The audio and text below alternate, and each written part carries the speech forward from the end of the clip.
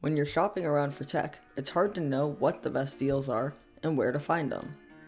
Coming up on Tech Device News, you'll find the best place to score a good deal in tech. Today, we'll be focusing on 4 main sites: Amazon, manufacturer websites, Best Buy, and Newegg. You'll find good deals when buying Amazon brand products, like their Echo and Kindle lineup. You may also find lower than manufacturer prices on electronics, including routers, speakers, tablets, and storage devices. When we take a look at phones, however, higher-end models don't seem to have heavy discounts unless you're looking to buy renewed, which are Amazon's refurbished products.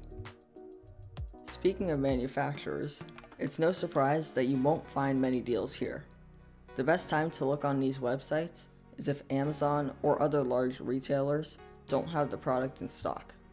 You'll find some deals on these websites during the holidays, but you won't always see discounts year-round. Suffice to say, don't shop on retailers' websites expecting great deals unless it's the holiday season. If you're at the mall, you may find yourself at a Best Buy. Best Buy is one of the only tech stores I know that will price match. If you find those AirPods, let's say, on Amazon that are less expensive than the ones in the store, it's your lucky day.